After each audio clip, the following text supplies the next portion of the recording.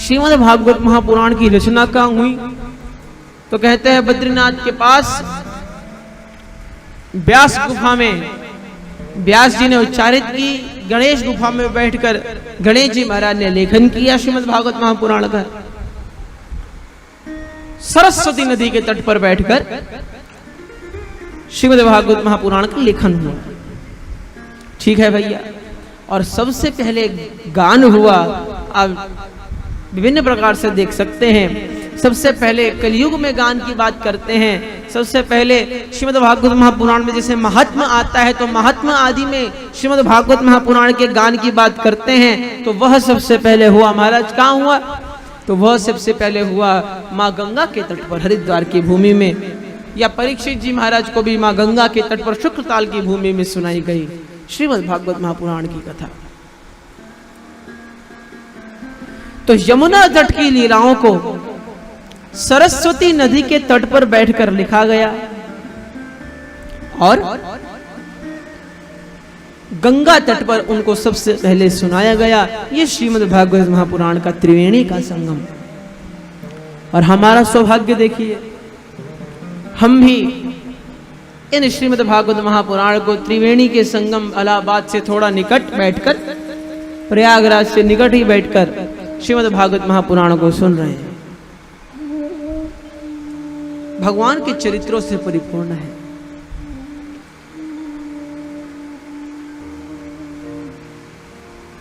और हमारे सद्भाग्य का कहना ही क्या, हमारे सद्भाग्य का गुण तो स्वयं देवता गाते हैं महाराज।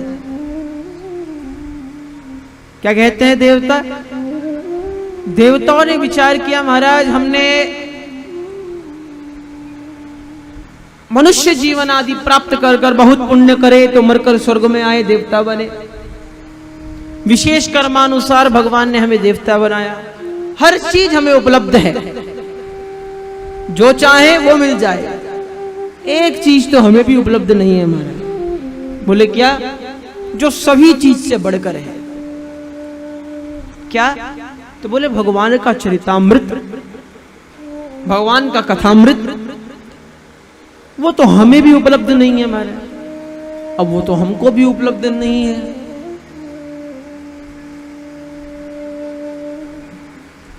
तो वो किसे उपलब्ध है? तब देवता कहते हैं गायंत देवा अखिल गीत कानी धन्यास्तु ये भारत भूमि भागे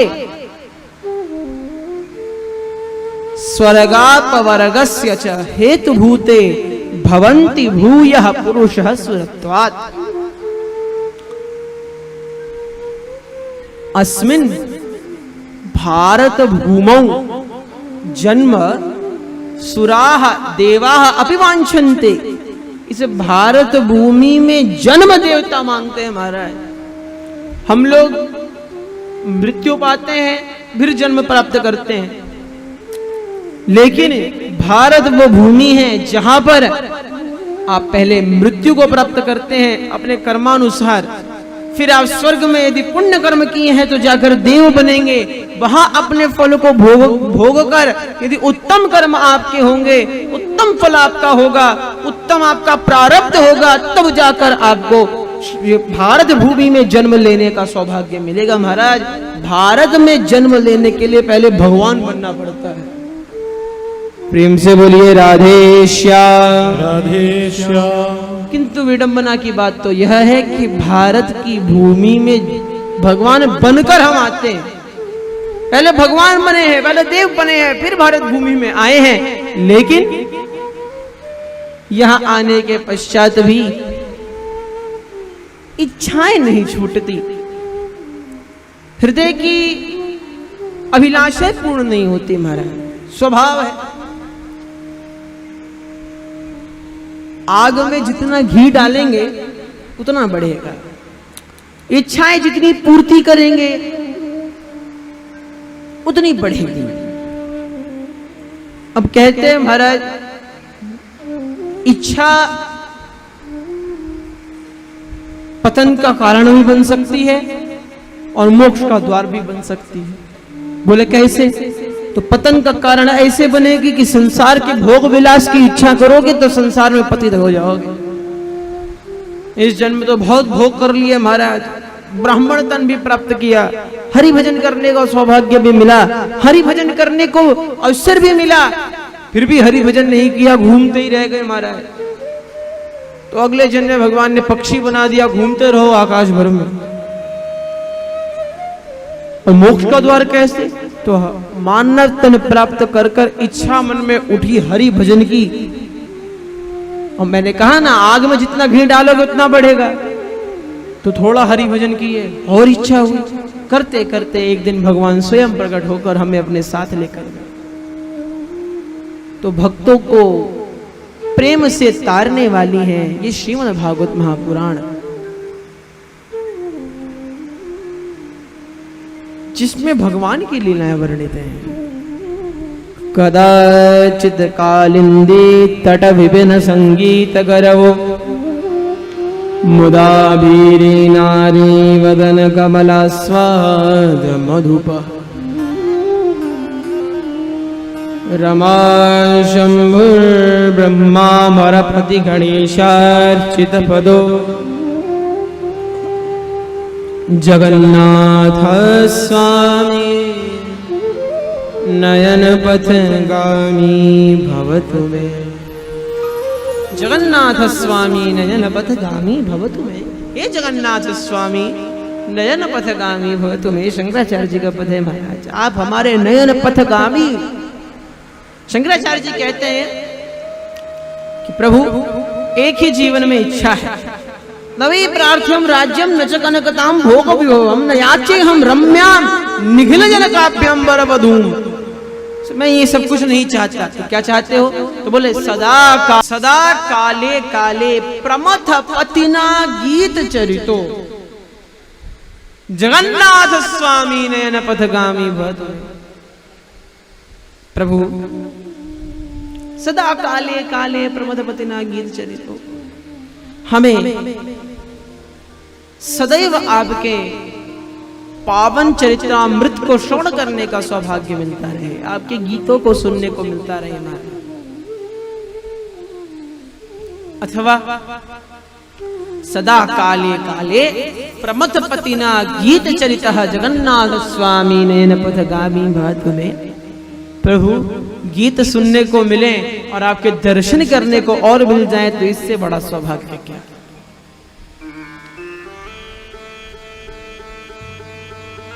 भक्तों को तारने वाले भगवान की पावन भागवत महापुराण रूपी कथा मां गंगा के पावन तट पर सुन रहे हैं महाराज। गंगा नदी का तट है, यमुना मैया की व्याख्या तो करने की सामर्थ्य किसी में नहीं महाराज। जहां स्वयं भगवान ने अपने लीलाओं को प्रचारित किया, स्वयं लीलाओं की हैं, उस तट की महिमा भला कौन गा सकता है। पुनश्च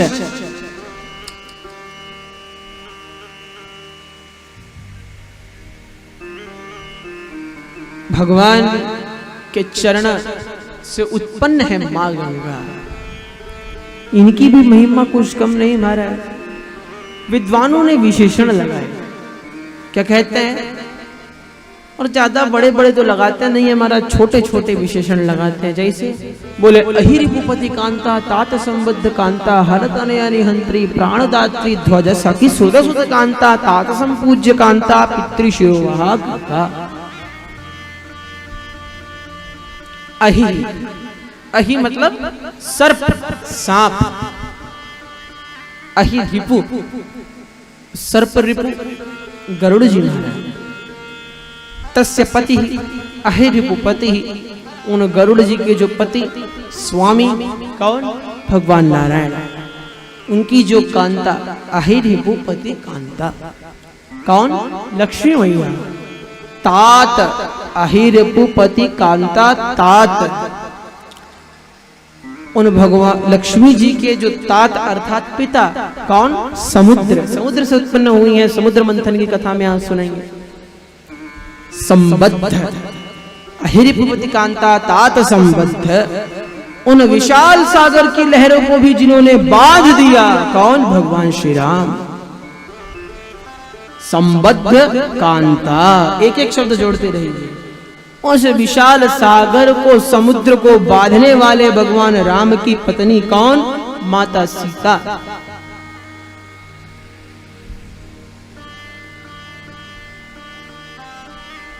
कांता हर, फिर हर लगाया तो बोले अब कौन?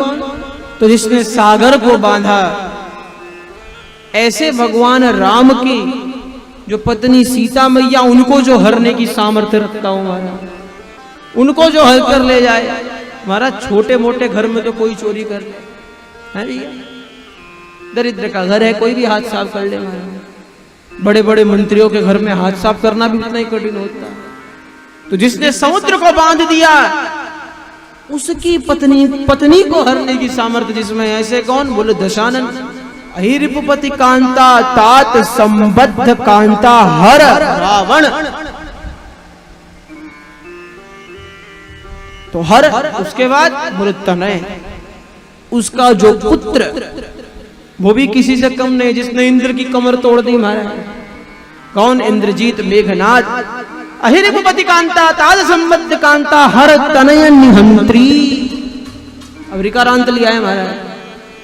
अगर अलग से प्रयोग करेंगे तो अहिरिपुपति कांता तात संबद्ध कांता हर तनय निहंता कह लक्ष्मण, जिसने उस इंद्र को मारने वाले, इंद्र की कमर तोड़ने वाले इंद्रजीत मेघनाद को अभी वध किया। ऐसे कौन? बोलो लक्ष्मण जी महाराज। तस्य अपि यह प्राणदात्री, उनके भी जो प्राणदाता है कौन? हनुमंत लाल जी महाराज, हनुमान जी महाराज। ध्वजा, लक्ष्मण जी के प्राण को बचाने वाले जो हनुमान जी महाराज बैठे हैं जिसके ध्वज पर, ऐसे कौन? बोले अर्जुन। महाभारत के युद्ध में अर्जुन के ध्वज पर भगवान हनुमान जी बैठे। अहिरिपुपति कांता तात संबद्ध कांता हर तनय निहंत्री प्राणदात्री ध्वज सखी, अर्जुन के सखा श्री कृष्ण। सुत,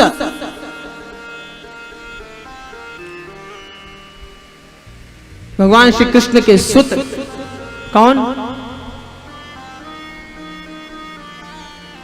प्रद्युम्न जी महाराज। फिर सुत और प्रद्युम्न का बेटा बोले अनिरुद्ध जी। तो तात संबद्ध कांता हर तनय निहंत्री प्राणदात्री ध्वज सखी सुत सुत कांता। अनिरुद्ध जी की पत्नी उषा।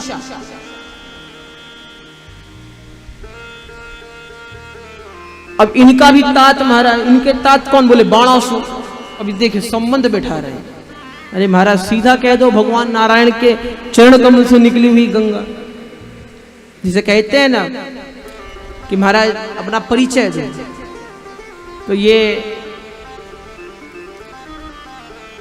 पिता का नाम लेकर परिचय दे दो महाराज, ये रमेश जी के बेटा सुरेश जी है महाराज, ऐसा कह दो। अब ये कैसे कह रहे हैं? तो ये ऐसे कह रहे हैं, ये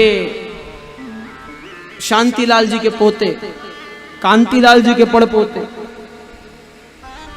महेश सिंह जी के भतीजे, ये ऐसे बता रहे हैं। तो अहिरिपुपति कांता तात संबद्ध कांता हर तनय निहंत्री प्राणदात्री ध्वज सखी सुत सुत कांता तात। कौन? बाणासुर। अब यहां पे संबद्ध नहीं है, यहां पे क्या है? संपूज्य। तो बोले अहिरिपुपति कांता तात संबद्ध कांता हर तनय निहंत्री प्राणदात्री ध्वज सखी सुत सुत कांता तात संपूज्य कांता। अब बाणासुर के जो पूजनीय है, बाणासुर किसका भक्त? बोले शंकर जी का। उनकी भी जो कांता, उनकी कौन है? बोले पत्नी।